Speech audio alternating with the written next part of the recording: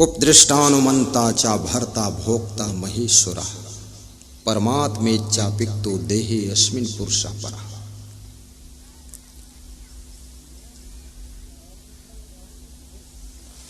साहिब कहते हैं सद्गुरु शब्द सुधारे, सद्गुरु के चरणों में जाना तो उनके ज्ञान की बूटी को ग्रहण करना तो जन्म मरण का रोग भी कट जाएगा।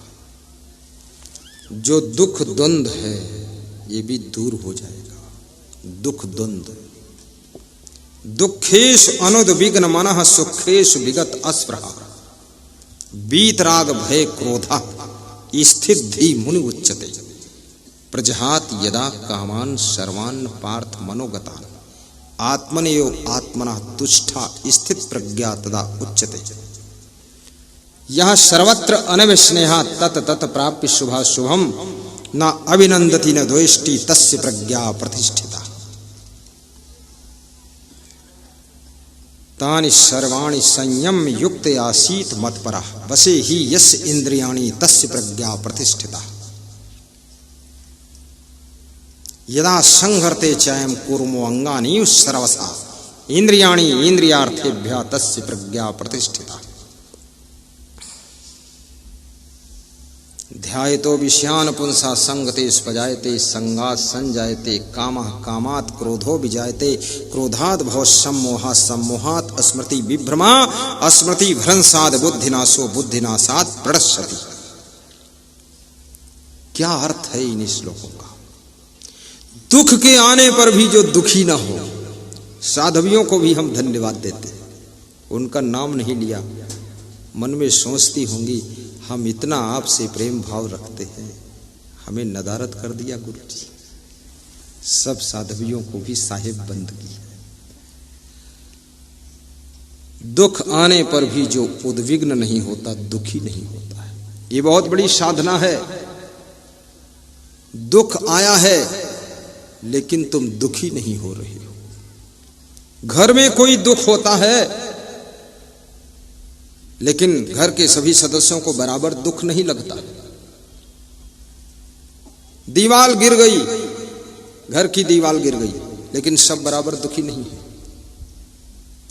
सासू ज्यादा दुखी है, ससुर कम दुखी है, बहू बिल्कुल दुखी नहीं है और बेटा थोड़ा चिंतित है। ऐसा क्यों है? दीवार तो घर की गिरी, सबकी गिरी। क्यों?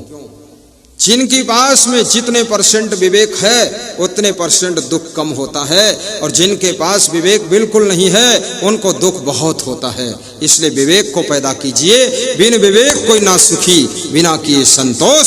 सबको देखो हाल यह पढ़े अपट मन कोष। आपका विवेक जागृत होना चाहिए। विवेक के जागृत होने से दुख कैसे दूर होता है आपको बता देता हूं। छोटी सी कहानी सुनाता हूं। एक बूढ़े आदमी ने अपने बड़े बेटे से कहा कि गांव में एक मकान बिक रहा है, उसको खरीद लो बेटा, बहुत अच्छा चांस है। बेटे ने कहा ठीक पिताजी, ले लेंगे। शाम को बच्चा आया, बोला पिताजी सौदा हो गया है, मकान अपना हो गया। खुशी में पिता को रात भर नींद नहीं आती। ज्यादा जब तुम खुश होते हो, बिना विवेक के खुशी भी हजम नहीं होती है, बिना विवेक के दुख भी सहन नहीं होता। बहुत बहुत दुख हुआ है, बहुत बहुत मन खुश हुआ। मन में उथल पुथल है, कहीं कल सौदा बदल न जाए, लिखा पढ़ी हो गई कि नहीं। सवेरे लड़के से पूछा रजिस्ट्री हो गई? बोले हाँ सब ठीक है। चिंता मत करो पिताजी, सब फाइनल काम। सुबह सुबह उठकर मकान देखने के लिए जब गया तो देखा कि उस मकान में रात को आग लग गई है, और आग लगी है, मकान जलकर राख हो गया है। तो बूढ़ा बैठकर वही रो रहा है कि मेरा मकान जल गया, अब क्या करें। तब तक छोटा लड़का आया, बोला पिताजी क्यों रो रहे हो? अरे बोले तेरे को मालूम नहीं, मकान जल गया अपना ही। बोले अरे अभी तो बातचीत हुई है, लिखा पढ़ी नहीं हुई है, पैसा नहीं दिया गया। तो बूढ़ा हंस करके खड़ा हो गया, वाह कोई बात नहीं, बहुत अच्छी बात है। तब तक बड़ा लड़का आया 1 घंटे के बाद। अरे बोले किसको समझा रहे हो पिताजी, ये दूसरे का नहीं जला है, अपना मकान जला है। इस छोटे भाई को क्या पता, मैंने रात में सब पैसे दे दिए हैं और सब लिखा पढ़ी हो गई, रजिस्ट्री हो गई, अपना जला है। वो बूढ़ा फिर बदहवास होकर धड़ाम से गिर पड़ा और रोने लगा कि अरे बर्बाद हो गए हम तो। अब इसको कौन रुलाता है? छोटा लड़का नहीं रोता है, बड़ा लड़का भी नहीं रोता है जो लिखा पढ़ी कराए, मकान जला हुआ है। तो किसी ने पूछा कि आपके पिताजी को बहुत दुख है, लड़कों को कम दुख है, छोटे वाले को बिल्कुल दुख नहीं है। पिता ने उत्तर दिया कि अरे मुझे बहुत ममता है, मोह है, इसलिए दुख जाता है। बड़े लड़के ने कहा मुझे तो तमन्ना है ये मकान जल गया, मेहनत करके दूसरा मकान खरीद लूंगा, इसलिए ज्यादा दुख नहीं। छोटा लड़का बोला कि मुझे तो बिल्कुल दुख नहीं है, क्योंकि न कमाया हूं न बनाया हूं, मस्ती से रह रहा हूं, गुरु जी का प्रवचन सुनता हूं, दुख नहीं हुआ है। नासमान जो वस्तु है सो तो ठहरे ना है। ये नासमान संसार की चीजें बनती बिगड़ती रहती है, लाख कोशिश करो फिर भी बिगड़ जाता है दुनिया का खेल, और कोई कोशिश ना करो फिर भी रातों रात खेल खड़ा हो जाता है। ये बड़ा विचित्र संसार है। मैं बिहार से एक बार वापस आ रहा था, तो वापस आने के लिए तेल डालने के पैसे नहीं थे मेरे पास। वहां साधुओं को बहुत दान दे दिया, 7-8 लाख, निपट गए हम। तो मैंने शाम को सोचा कि यार तेल डालने के भी पैसे नहीं बचे हैं, आधी दूर पहुंचेंगे फिर क्या होगा। फिर मेरे अंदर विवेक आया कि जिनकी कृपा से आज तक सब सही चल रहा है, उन्हीं की कृपा से सही होगा। बस ये सोचा। रात में 8 बजे एक फोन आया मेरे पास बांका जिले से। बोले आपके लिए 11,000 रुपये रखा हूं, कल कहाँ मिलोगे? तो मैं तो खुश हो गया, झारखंड से आ रहा था। मैंने कहा भागलपुर मिल सकता हूँ? बोले आ जाओ, राजहंस होटल के पास मिलेगा। मैंने कहा तुम आ जाओ। आए, उनको खीर थी मेरे पास, खिलाया और 11,000 लिया। हमने कहा जय बजरंगबली।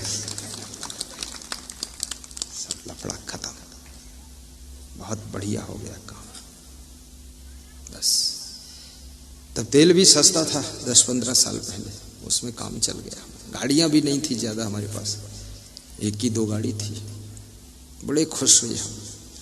मैं आपसे कहूंगा अच्छा करो, अच्छा सोचो, बड़ा करो, बड़ा सोचो, लेकिन इतना ही सोचो जितना सोचने में चिंता ना हो जाए।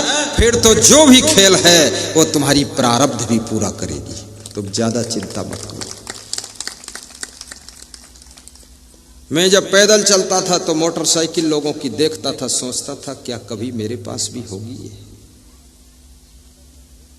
लेकिन मोटरसाइकिल भी हुई, पर उस पर मैं बैठा नहीं, बैठने का टाइम नहीं मिला। फिर सोचता था क्या कभी कार भी होगी। जिसकी कार देखता था तो हाँ ये अच्छी है, ऐसे बोलता था। कार भी हो गई। अब जब हेलीकॉप्टर देखता हूं तो सोचता अरे हाँ ये ठीक है। पेशा है कि नहीं है, पर हेलीकॉप्टर पर नजर है, खुशी बहुत है। पैदल चलना पड़े तो भी खुश हूं, एरोप्लेन में उड़ना पड़े तो भी खुश हूं। कोई मुझे दुख होता ही नहीं है, क्योंकि विवेक आ गया है। और अपना विवेक आप भी जागृत करो। हर कंडीशन, पोजीशन, सिचुएशन में आपका मन प्रसन्न रहना चाहिए। और इसके लिए शर्त है कि दुर्गुणों को दूर करना पड़ेगा और सद्गुणों को भरपूर इकट्ठा करना पड़ेगा, और मन के अंदर विवेक और संतोष भरना पड़ेगा। तब आपका जीवन सुखी हो जाएगा। थोड़ा जोर से ताली भी बजाया करो।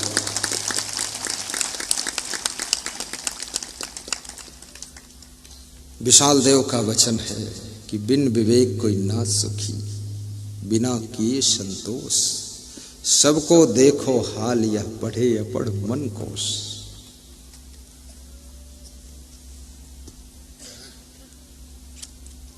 और कितना ही कोई धनवान हो, बलवान हो, बुद्धिमान हो, सबका अहंकार निकलता है, एक दिन सब धराशायी हो जाता है। कितनी ही गाड़ियां हो, कितनी ही लाड़ियां हो, कितनी ही सब कुछ हो, लेकिन कभी कभी ऐसा होता कोई काम नहीं आते। आपको लगता मैं अकेला खड़ा हूं, भीड़ आदमी की है पर आदमी अकेला है।